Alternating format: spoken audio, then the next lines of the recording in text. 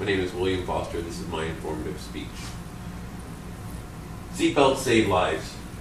They're your car's most important safety feature, although they only work if you use them. According to the FD, Florida Department of Highway Safety and Motor Vehicles website, research shows that when a driver is unbuckled, 70% of the time, children in that vehicle will not be buckled either. The goal of my speech is to provide information about the history of seatbelts and seatbelt laws, why they're important to wear, and current laws and penalties for not wearing them. First, a little bit about the history of seatbelts. The first United States patent for automobile seatbelts was issued to Edward J. Claghorn of New York, on February 10, 1885. Shortly thereafter, they were used in airplanes during inverted flying to prevent the pilots from falling out. In the 1930s, a handful of doctors began using them in their own vehicles and recommending to the major auto manufacturers to use them as well. The movement began to gain traction in the 1950s. Safety councils began forming, and during their races, the Sports Car Club of America began requiring their drivers to wear them during races. Volvo, Ford, and Chevrolet began offering lap belts in some cars as an option. Then in 1958, a Volvo designer named Niels Bohlin patented the basics of proper restraint systems for car occupants, better known as the three-point safety harness. It's comprised of a lap strap and a shoulder strap. Interestingly enough, Bohlin worked for Saab. Before Saab made automobiles, they made aircraft. Fast forward about 100 years.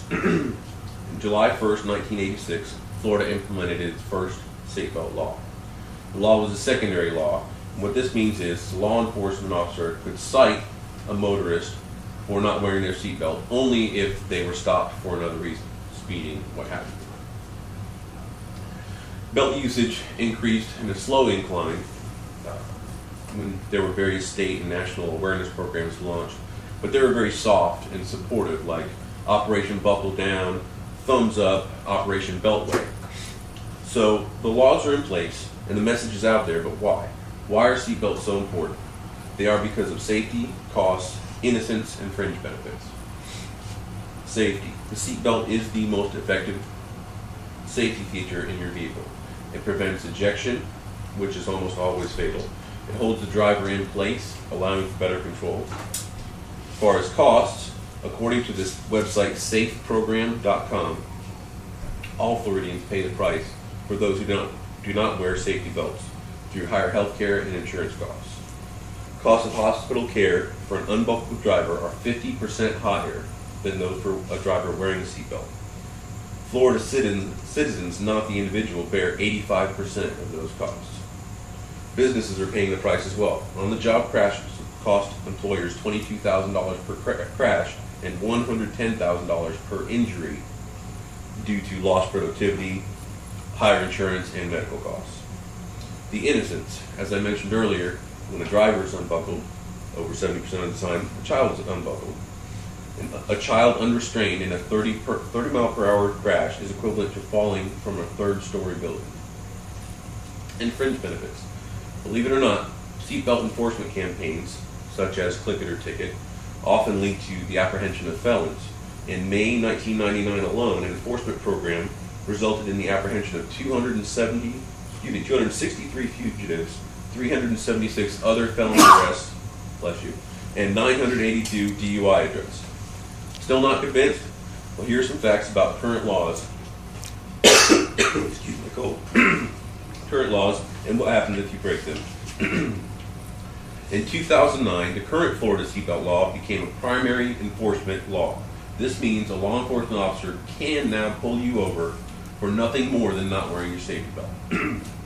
Of course, you can still be cited if you're pulled over for speeding, what have you, but it is now a primary law. The law states that the front seat passengers must wear safety belts. This applies to any car, pickup, or van manufactured since 1968, operated on Florida roads. All passengers under 18 years old must wear a seatbelt or be otherwise restrained by a child car seat. The driver is responsible for buckling up the children. The penalty for a seatbelt violation is $30 plus other possible legal assessments. The penalty for a child restraint violation is $60 and 3 points on your license.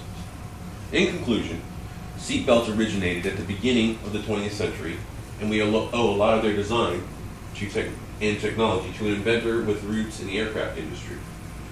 They are important to wear not only for their proven ability to save lives, but also save taxpayers and businesses money. Not to mention the criminals apprehended during enforcement campaigns.